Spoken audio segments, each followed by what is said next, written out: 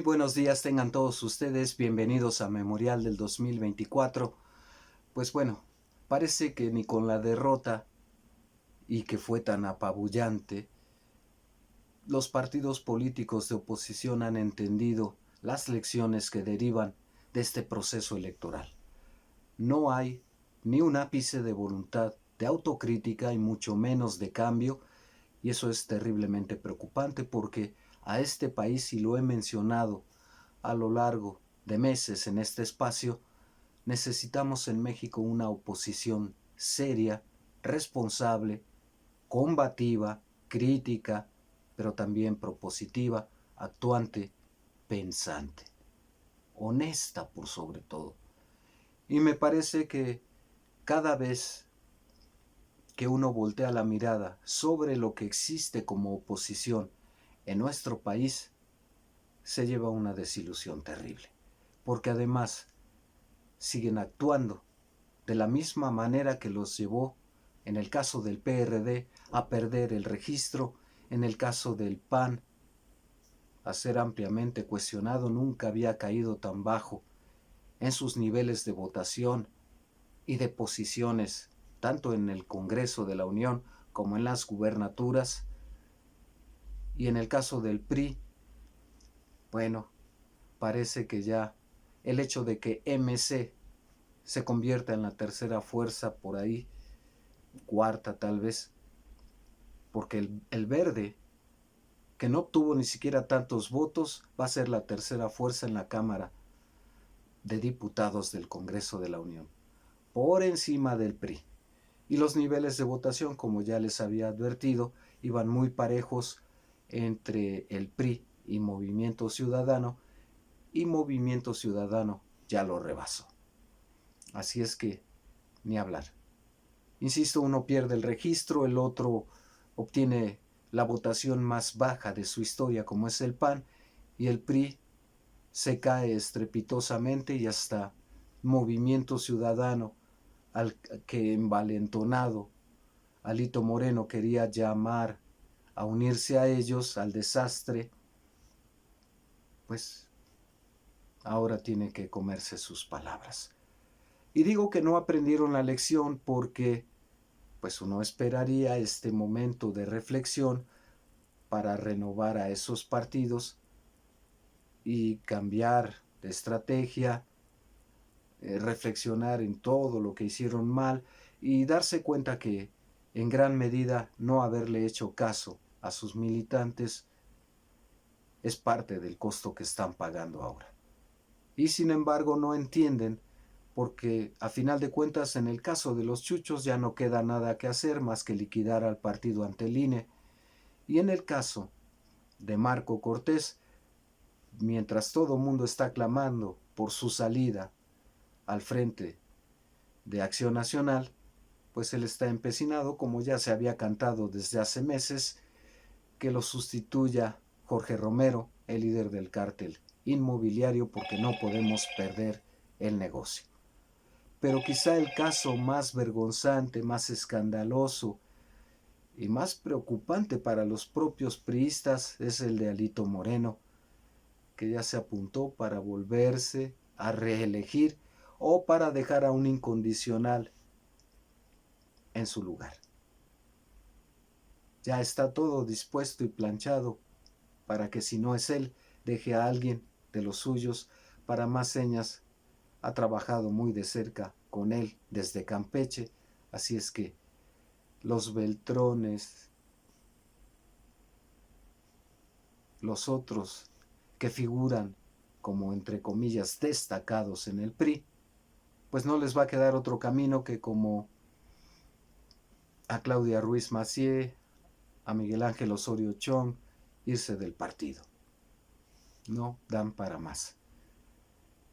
Prefieren incluso terminar de sepultar al partido que renovarse y convertirse en verdadera oposición.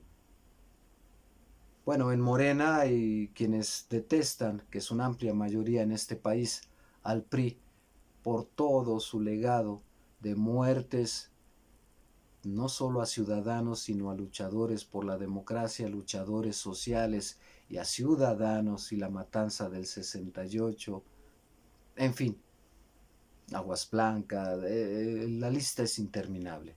Y por sobre todo haber hundido durante 80 años en la no democracia, en un gobierno autoritario, a la sociedad. Y sin embargo, pues encantados nosotros de que siga ahí Alito para que termine de sepultar al PRI. ¿Qué tipo de oposición va a enfrentar Claudia Sheinbaum? Un PRI tan disminuido que muy probablemente en las siguientes elecciones pierda como el PRD el registro. Un partido Acción Nacional que se va a seguir enlodando en el descrédito con el cártel inmobiliario. De los chuchos ni la bendición. Ya se van de la historia. No entendieron. Y frente a esto yo me pregunto, muy particularmente en el caso de Acción Nacional, porque sus 16 millones de votos no son poca cosa, ¿dónde está su militancia para democratizar a ese partido, que no lo ha sido? Presumen de un sistema interno de elección de dirigentes cuando se trata de un grupo simplemente de notables, el club de Toby, que escoge a la camarilla en turno. En este caso la de Jorge Romero y el cártel inmobiliario que va a dejar Marco Cortés. Y yo me pregunto dónde está la militancia. Quizá en un voto de castigo primero por haberlos obligado a aliarse con el PRI, votar por ellos, y después votando por Morena quizá o por MC incluso, porque fue Xóchitl la que perdió los votos que ganó MC antes que votar por el PRI. Pero ¿dónde está esa militancia de Acción Nacional actuante que pugna por democratizar al partido? Lo que queda del partido ahora que aún tienen partido. Y eso también puesto en tela de juicio porque históricamente Acción Nacional no ha tenido presencia en todo el país. Hay lugares en los que ni siquiera existe. Algo que yo siempre he criticado, gobernaron el país 12 años. Y sin embargo, no les alcanzó todo lo que se robaron, los ingresos petroleros, las miles de tranzas que hicieron, la Estela, la Suavicrema de Luz, como para poner una oficinita por lo menos en cada entidad de la República para tener presencia. Para tener presencia. Ya no les digo que trabajar por construir una militancia porque eso no les gusta. Ni hablar. Desperdiciaron esos 12 años, no les pareció importante construir un verdadero partido nacional. Y el PRI, que sí lo tenía, hasta oficinas en la ranchería más apartada y sin energía eléctrica, también lo perdió todo por la falta de credibilidad. Porque los que estaban arriba, los que están arriba, se siguen agandallando al partido, y esa es la muestra que ha dado Alito.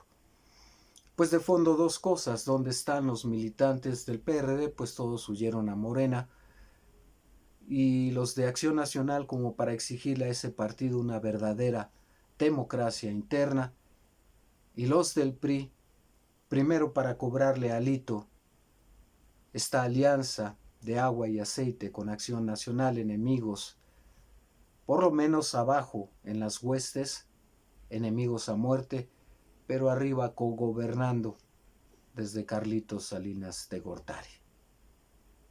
Se les acabó la gallina de los huevos de oro e incluso la forma de hacer más negocios. Lo único que les queda son esos cascarones y ese disfrazarse de oposición cuando lo único que están haciendo es defender el negocio. Ni hablar. Me pregunto qué tipo de oposición así, en estos términos, va a tener Morena. No es sano.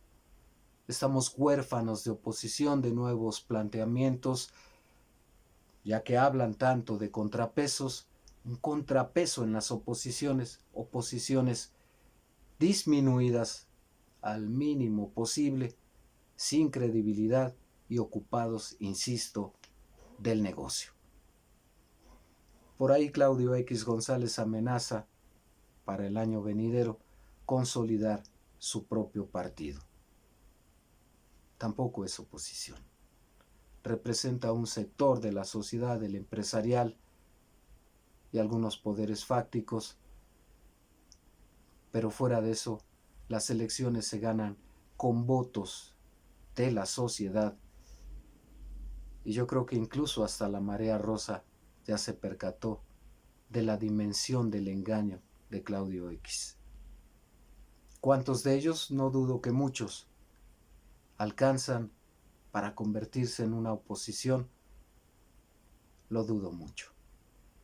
Estamos huérfanos de oposición, insisto, responsable, madura, constructiva, propositiva, crítica, sí, señaladora, que tenga capacidad de comprobar que este país se enfila a una democracia, donde se debate, se construye, hay disensos, pero se respetan las reglas del juego.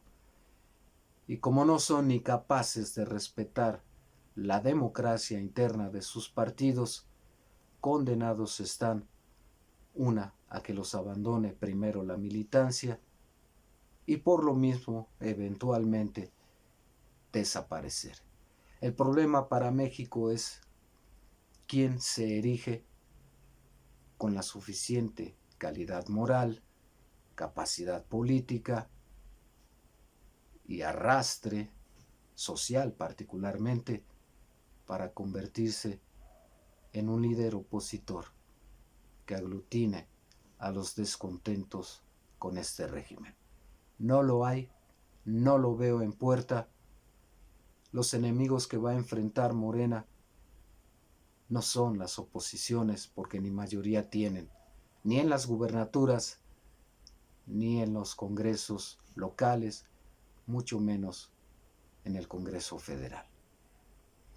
No va a ser fácil el camino para Morena porque están los poderes fácticos, medios de comunicación tradicionales y este gran santo al que le prenden veladoras esperando que les haga caso, tanto que fueron a arrodillarse a Estados Unidos para pedir que intervenga. Ya lo está haciendo, pero me parece que la legitimidad de este gobierno que va a empezar Claudia Sheinbaum no va a dar cabida a esa intromisión. A esa intromisión que la van a intentar, pero contará con el respaldo de un amplio sector de la sociedad. Y una cosa es tumbar a un régimen corrupto o a un presidente tipo Peña Nieto, que ni siquiera es capaz, no es político. Y otra cosa, a alguien como Claudia Sheinbaum que llega sin que haya críticas con respecto a su trayectoria y su honestidad. Y que además tuvo en las urnas un respaldo mucho mayor que Andrés Manuel López Obrador. Ni hablar, no van a ser las oposiciones tradicionales las que pesen sobre la nueva presidenta de la República. El enemigo bien puede estar en el Verde, en el PT, en los poderes fácticos, en los medios de comunicación tradicionales, y avecinándose las elecciones en Estados Unidos, también del otro lado de la frontera. Hay que prepararse a resistir esos embates. Y se verá si ese respaldo de Claudia Sheinbaum en las urnas también se vuelve efectivo en los hechos. Yo creo que sí, hay que verlo, porque se va a requerir, y mucho. Hasta aquí por ahora, comentarios, críticas, sugerencias son bienvenidos. Denos un like, suscríbanse, cuídense mucho. Hasta pronto.